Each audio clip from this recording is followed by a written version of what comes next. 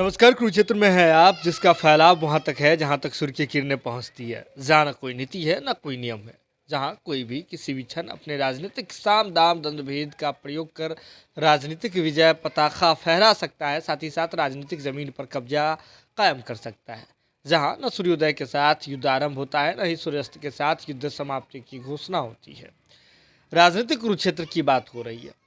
नीतीश कुमार जी बिहार के मुख्यमंत्री हैं और बिहार के साथ साथ पूरे देश में राजनीतिक चाणक्य रूप से जो है प्रसिद्ध हैं।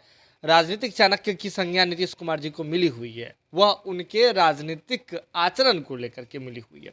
नीतीश कुमार जी ही हैं जो कब किसके हाथ में सत्ता की चाबी दे दे और कब किसके सामने से सत्ता की थाली छीन ले, इसके बारे में नीतीश कुमार जी के बारे में कोई कुछ नहीं कह सकता, कोई पूर्वानुमान नहीं लगा सकता।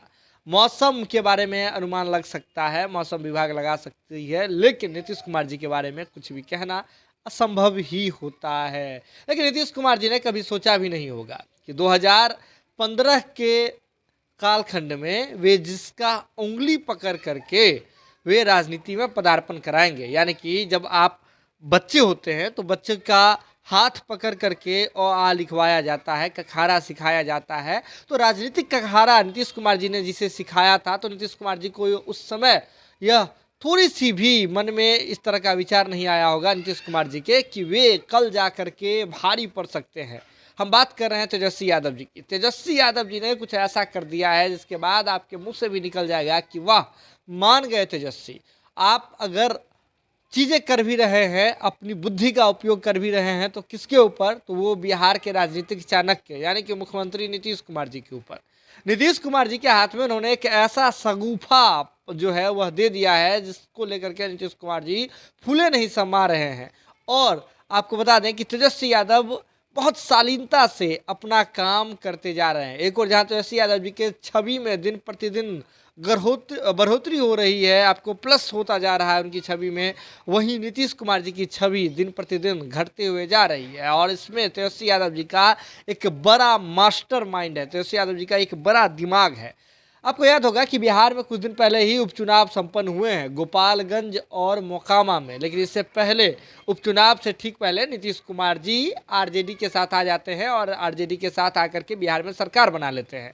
बिहार के मुख्यमंत्री की कुर्सी पर नीतीश कुमार जी खुद बैठते हैं, लेकिन उप मुख्यमंत्री का जो कुर्सी है वह तेजस्वी यादव जी को मिल जाता है। इसके बाद हमने देखा कि कैसे नीतीश कुमार जी जो हमेशा एक्टिव रहा करते थे, तो उसके जगह बिहार में जिस एक्टिवनेस की बात करें उसमें नीतीश कुमार जी का स्थान था, जो स्थान था वहाँ तेजस्वी यादव जी उसी ऊर्जा के साथ जो है दिन प्रतिदिन काम करते हुए दिख रहे हैं। अगर देखें तो बिहार में तेजस्वी यादव जी अपने छवि में लगातार बढ़ोतरी कर रहे हैं। हर तरह के मामले पर बयानबाजी हो और अगर देखें तो लोगों के बीच कनेक्ट करने की बात हो, तो तेजस्वी यादव जी इसमें कभी भी कोई मौका नहीं छोड़ रहे हैं। और चीज़ों को हैंडल करना तेजस्वी यादव से कोई सीखे। आपने देखा होगा कि कैसे श्याम रजक तेज प्रताप यादव जी वाला विवाद हो, जगदानंद सिंह जी वाला विवाद हो, मास्टर कार्तिकेय का इस्तीफा हो, लेकिन इसके बाद हमने यह देखा कि सुधाकर सिंह वाला मामला हो। हर एक मामले में तेजस्वी यादव ने बड़े शालीनता से शब्दों का उपयोग किया। माइक बहुत गए थे तेजस्वी यादव जी के सामने, लेकिन तेजस्वी यादव जी ने अपनी बोली को बोलने से पहले काफ़ी तोल करके बोला।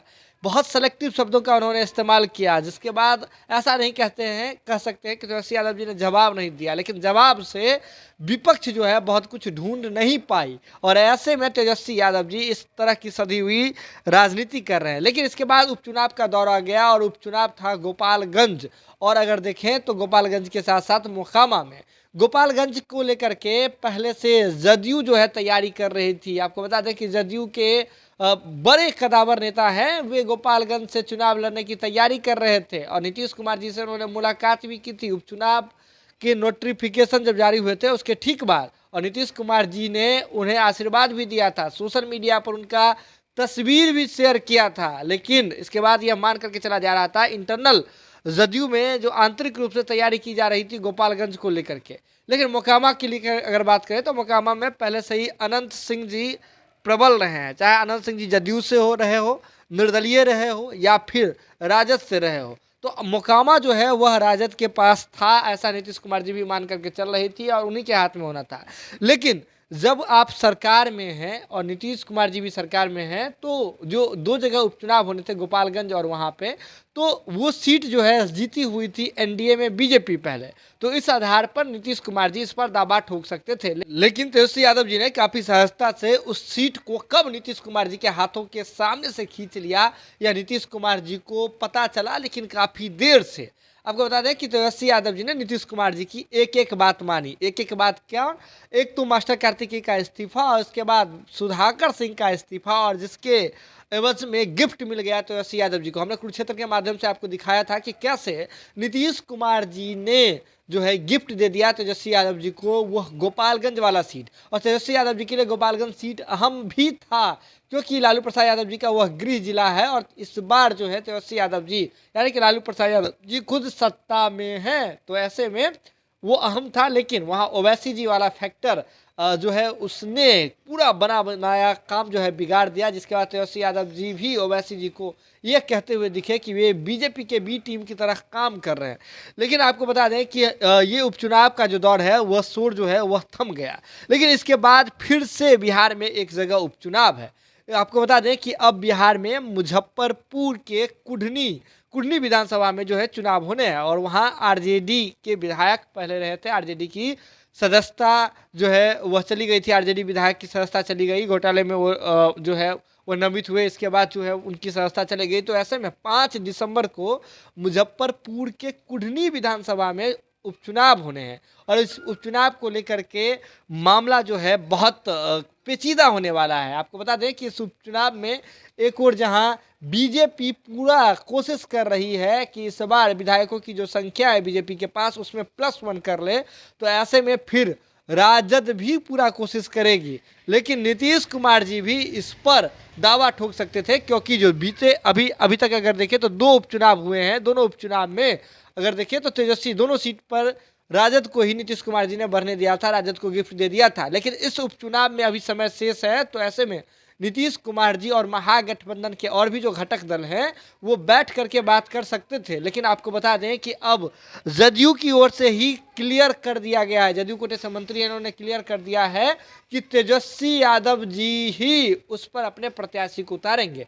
यानी कि मुजफ्फरपुर के कुढ़नी विधानसभा का जो सीट है उस पर भी राजद को ही हरी झंडी दे दी गई है, यानी कि वहां से राजद ही अपने प्रत्याशी उतारेंगे। आपको बता दें कि जदयू कोटे से मंत्री हैं ऊर्जा मंत्री विजेंद्र बाबू, उन्होंने स्पष्ट रूप से कहा है कि आरजेडी के ही वह सिटिंग विधायक थे वहां, तो आरजेडी का ही सीट बनता है। हालांकि आने वाले समय में हम लोग बैठ करके इस पर बात कर लेंगे, लेकिन उन्होंने इशारा कर दिया कि आरजेडी ही वहां से अपने प्रत्याशी को उतारने जा रही है।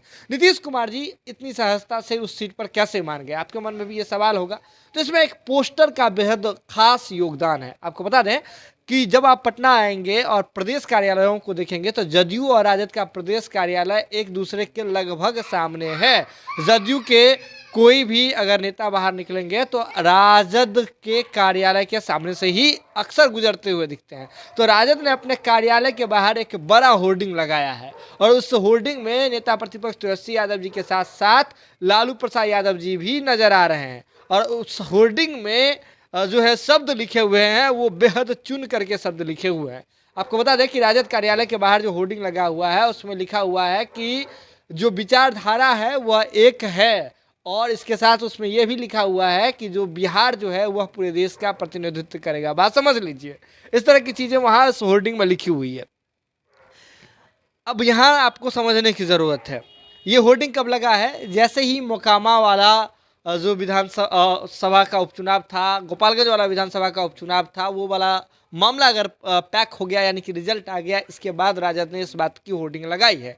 और आगे कौन सा चुनाव है? तो अब मुजफ्फरपुर के कुढ़नी वाला उपचुनाव है। तो ऐसे में यह मान करके चला जा रहा है कि तेजस्वी यादव जी ने जो विचारधारा एक की बात कही है और इसके साथ ये बात लिखी है, उस पर राजद ने उस पोस्टर पर ये जो बात लिखा है कि बिहार जो है अब देश का नेतृत्व करेगा, बिहार में जो है वह देश में दिखेगा। तो इससे यह मान करके चला जा रहा है कि जदयू ने जो कुछ दिन पहले यह पोस्टर लगाया था नीतीश कुमार जी के बड़े छवि के साथ, नीतीश कुमार जी के बड़े तस्वीर के साथ एक पोस्टर लगाया था, जदयू ने भी अपने पार्टी कार्यालय के पार्टी दफ्तर के बाहर एक बड़े होर्डिंग्स में उन्होंने लिखा हुआ था कि जो बिहार में दिखा वो देश में दिखेगा। तो इसे जो है एक दूसरे का पूरक मान करके चला जा रहा है। और ये बात जो है अब निकल करके सामने आ रही है कि तेजस्वी यादव जी ने यहाँ एक बड़ा जो है राजनीतिक दिमाग का प्रयोग किया है। आपको बता दें कि नीतीश कुमार जी पहले से ही केंद्रीय राजनीति में उतरने के लिए उतावले हो रहे हैं और समय समय पर राजद के कई नेता अपने जुबान से कह चुके हैं कि नीतीश कुमार जी 2025 में जो है वह तेजस्वी यादव जी को सत्ता सौंप देंगे। चाहे जगदानंद सिंह जी की बात हो, शिवानंद तिवारी की बात हो, कई ऐसे नेता हैं, भाई वीरेंद्र की बात हो, जो कह चुके हैं नीतीश कुमार जी के बारे में। और जदयू इस पूरे प्रकरण पर जो है अगर खुले तौर पर इसका विरोध करते हुए नहीं दिखी है। एक बयान दे दिया गया जदयू की ओर से, उसके बाद मामला पैक कर दिया गया, मामले को ठंडे बस्ते में डाल दिया गया। लेकिन नीतीश कुमार जी के कुर्सी पर अगर कोई सवाल खड़ा करे तो जदयू इस तरह ऐसे इतनी शांति से चीज़ों को नहीं छोड़ देती थी। लेकिन ऐसे में यह मान करके चला जा रहा है कि तेजस्वी यादव जी इस बात को समझ रहे हैं कि नीतीश कुमार जी राष्ट्रीय राजनीति में उतरने के लिए तैयार हैं। तो अब जब नीतीश कुमार जी राष्ट्रीय राजनीति में उतरने के लिए उतावले दिख रहे हैं तो पोस्टर के माध्यम से एक बार राजद ने संदेश दे दिया है जदयू को, यानी कि मुख्यमंत्री नीतीश कुमार जी को यह बता दिया है कि हमारी विचारधारा एक है और राष्ट्रीय राजनीति में अब उतरने की ज़रूरत है। तो आप इस राष्ट्रीय राजनीति वाली चीज़ों को लीड कीजिए, यानी कि अगर आप राष्ट्रीय राजनीति वाली चीज़ों को लीड करेंगे तो बिहार जो है आप हमारे पास छोड़िए। इस शब्द के पीछे यह जो है इस वाक्य का लोप होता हुआ दिख रहा है। लेकिन इसके बाद अगर देखें तो नीतीश कुमार जी ने एक और बड़ा काम कर दिया है। जैसे इस तरह की चीज़ें हुई है, राजद ने एक पोस्टर लगाया है, तो तेजस्वी यादव जी ने एक पोस्टर लगवाया है अपने राजद कार्यालय के बाहर में। इसके बाद अभी समय शेष है, लेकिन जदयू तेजस्वी यादव जी के इस काम पर काफ़ी खुश नज़र आ रही है और जदयू बिना डिस्कशन के, जिस कोऑर्डिनेशन कमेटी की बात मांग करते रहते हैं जीतन मांझी जी, जिस गठबंधन में किसी गठबंधन में आपसी